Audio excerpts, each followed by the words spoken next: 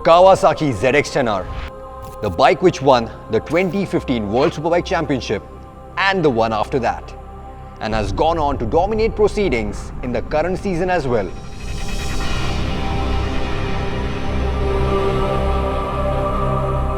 Kawasaki has decided to let you in on their race secrets by now launching this, the Kawasaki ZX10RR. Secrets when decrypted read modified cylinder heads, diamond-like carbon-coated tappets, reinforced crankcase, Marchesini 7-spoke forged aluminum wheels. You have Pirelli Diablo Super Corsa SP tires and an updated Kawasaki quickshifter, which opens a fascinating world of clutchless downshifts and adding to the tally of an already impressive electronic suite, boasting of cornering ABS, traction control, engine braking control, and last but not the least, Kawasaki launch control.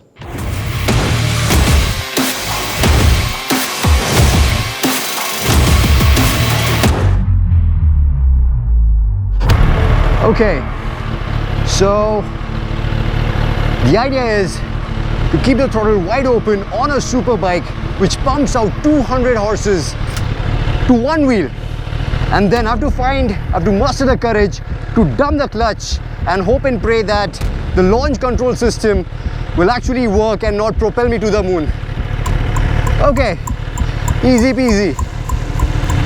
Here we go.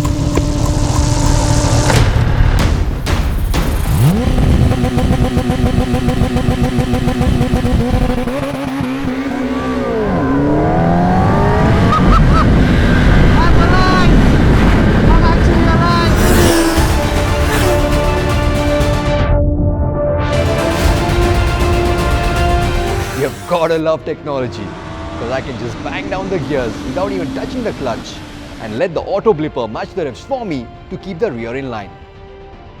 And it does, seamlessly. And with one less thing to do, I have more time to focus on getting on the gas sooner to get a good drive out of C3, which is crucial for a good lap time.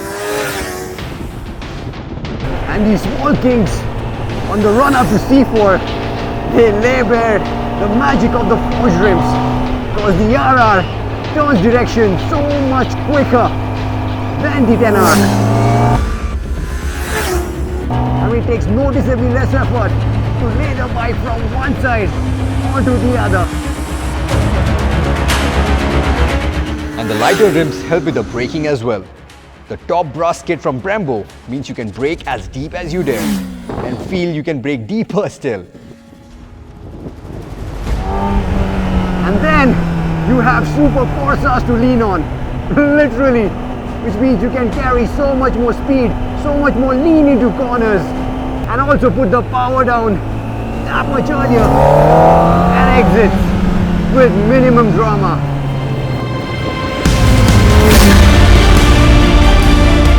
I say drama because the IMU on the RR still doesn't get a separate sensor for calculating slides. It still calculates yaw using preset algorithms, unlike the GSXR 1000 and the R1M.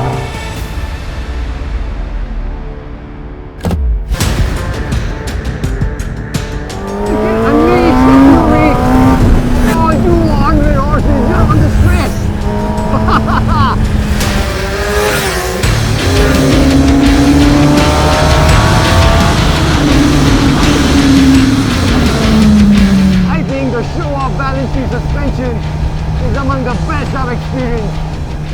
This glides over bumps, dampens out the noise, and only transmits that information, the feedback required for you to go that much quicker.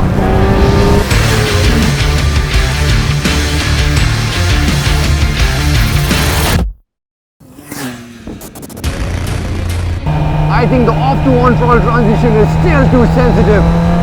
Still too jerky for me.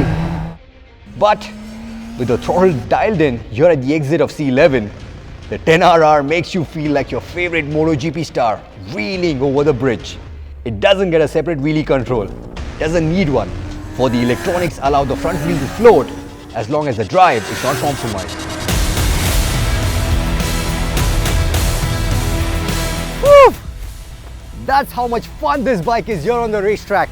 I mean, the improvements in the steering, the braking, the extra grip offered by the Super Corsas, and the precious few milliseconds which you save thanks to the auto blipper, not to mention how cool it is, it all adds up to the ZX10RR proving to be a much bigger step over the ZX10R here on the racetrack.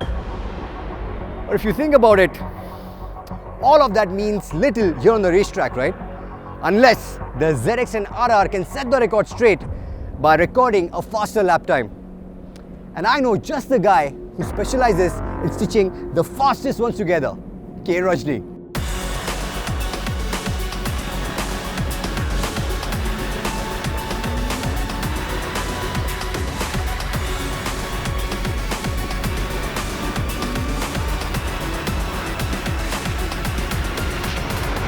And that's how it's done.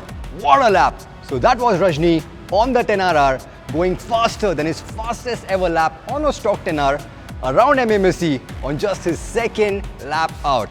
And guess what? He could have gone faster still. A good 1.5 seconds quicker is what he tells us if he had new tires, because they were pretty shagged by the time I gave him the bike after 2 days on the racetrack. Yeah, I know, I'm an idiot. But it does prove my point and does show you how potent and lethal a weapon the 10RR is on the racetrack, and how big an improvement it is over the stock 10R. But having said that, it does miss out on a few things which have now become the norm in the superbike world. Things like electronic suspension, like on the R1M and the 129N Panigale. Also, this one doesn't get a multimedia interface, a data logger, or a pit lane limiter like on the Aprilia RSV4 RF. Now I know some of you will argue that these bikes also cost a whole lot more. Agreed.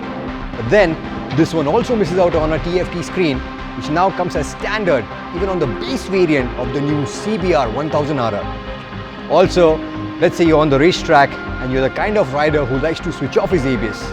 Can't do unless you purchase a specific ABS dongle from Kawasaki, which I personally feel should have come as standard, especially in a race variant like the 10RR. But nonetheless, at 21.9 lakhs, the 10RR is still great value given how big a leap it is over the 10R.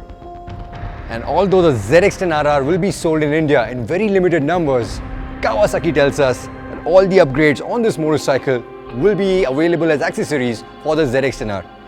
Equipment which not only transforms this flagship bike into a rocket in the hands of a champion racer, but also a super bike which is a lot more fun and easier to ride in the hands of us mortals.